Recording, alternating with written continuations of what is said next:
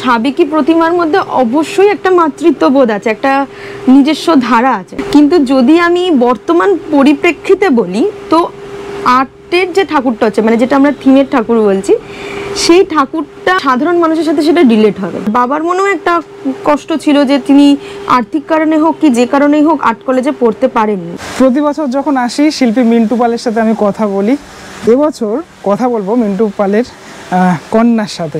ঠিক আছে, তো দেখা যাক তিনি কি বলেন।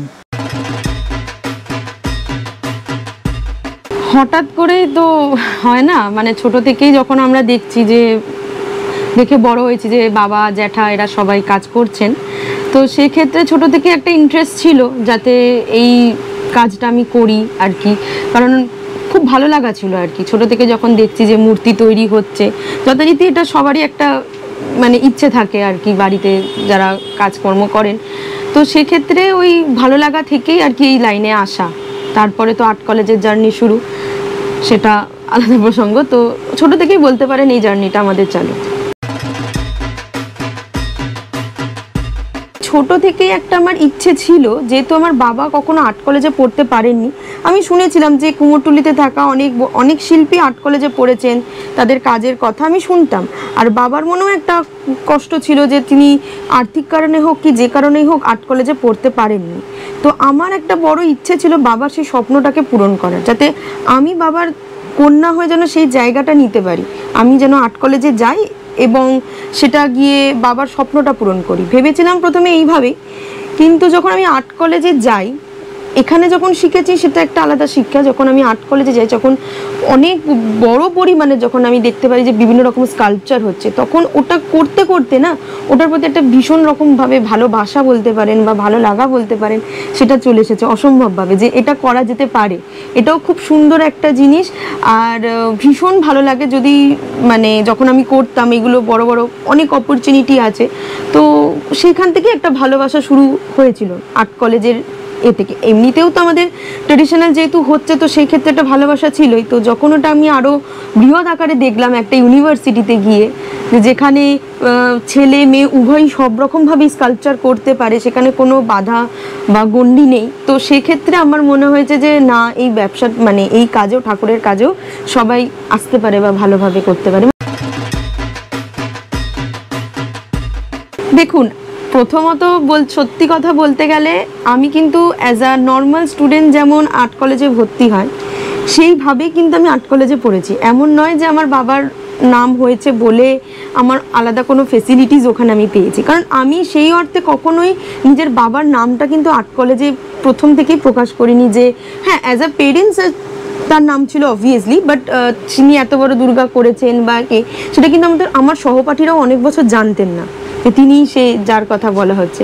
তো সেক্ষেত্রে কি হচ্ছে, আমি কিন্তু আর 5টা যে স্টুডেন্ট যেভাবে শিখেছে, যেভাবে বকা খেয়ে হোক বা হোক, সেইভাবে একই রকমভাবে শিখেছে, কারণ আমার বাবার ছোটো থেকে এটা শিখিয়েছেন যে তোমার বাবা ফেমাস বলে তুমি কিন্তু তার নাম ভাঙিয়ে সেই ফেসিলিটিসগুলো তুমি নিও না।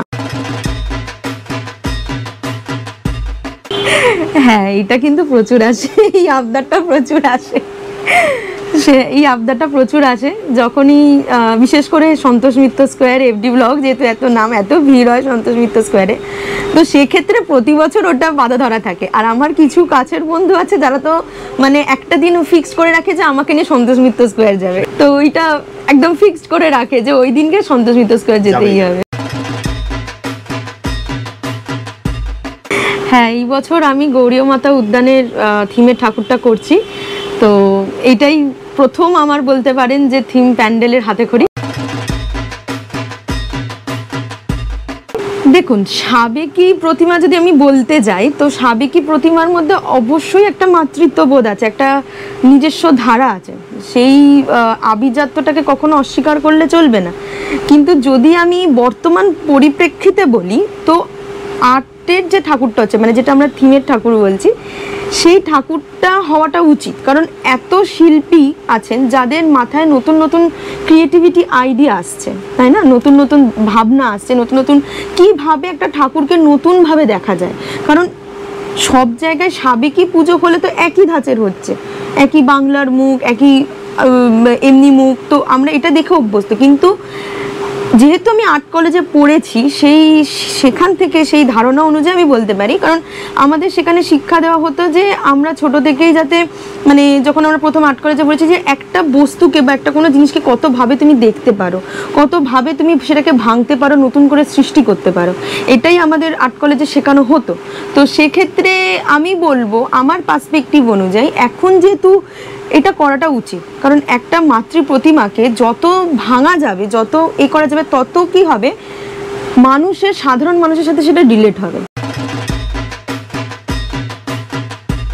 না দেখুন, প্রতিদ্বন্দ্বী ওইভাবে নয়, সত্যি কথা বলতে কি আমিও এই বিষয় নিয়ে অনেক রিসার্চ করেছি, আমিও একটু করেছি, আমিও কিছু জনের সাথে কথা বলেছি, তাদেরও মতে, অনেকেরই মতে যে তারা কিন্তু এই সাবেকি ঠাকুরটাকেই অনেক বেশি গুরুত্ব দিয়েছেন রাদার দেন যেটা আমরা থিমের ঠাকুর বলছি।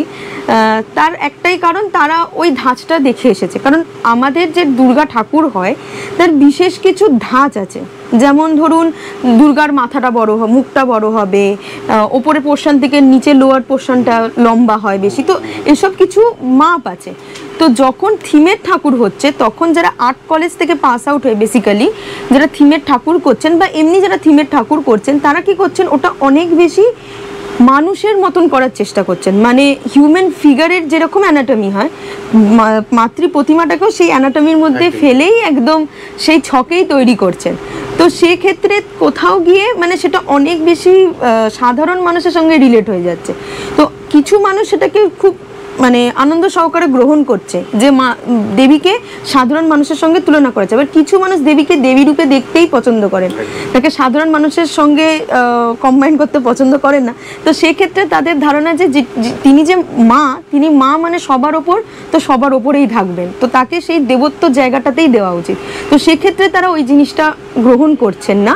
আবার যারা মনে করছেন যে না, মায়ের সঙ্গে সাধারণ মানুষের কোথাও কানেকশন আছে, সাধারণ মানুষ তো মাই হয়, তো তারা সেইভাবে নিচ্ছেন। তো এটা প্রতিদ্বন্দ্বী নয়, মানে এটা অ্যাকসেপ্টেন্সের ব্যাপার, যে যেটা অ্যাকসেপ্ট করবে সে সেটাই। হ্যাঁ, এটাই মানে হিসাব তো তাই বলে যে আমি প্রথম গেছি আর্ট কলেজে, কিন্তু এখন আছে, এখনো কিছু জন আছে যারা আর্ট কলেজে পড়ছে, আমার পরে যারা গেছেন আর্ট কলেজে তারাও পড়ছে। তো আমি চাই যে যারা কুমোরটুলিতে আছেন বিশেষ করে, কারণ কুমোরটুলি এমন একটা জায়গা যেখানে মনে করা হয় শিল্পের আতুরঘর, যেখানে প্রত্যেকটা ঘরে ঘরেই ঠাকুর তৈরি হয়, তাদের ঘরেও মেয়ে সন্তান আছেন বা ছেলে সন্তান আছেন। কিন্তু অনেকের আগে কি হতো যে ছেলে সন্তানকেই অতিরিক্ত মানে গুরুত্ব দেওয়া হতো, যাতে তারা আসে বাবার ব্যবসাটা দেখে এই সুবাদে, কিন্তু মেয়েদেরকে সেই জায়গাটা দেওয়া হতো না যে মেয়েরা এসে ব্যবসাটা দেখবে বা কিছু।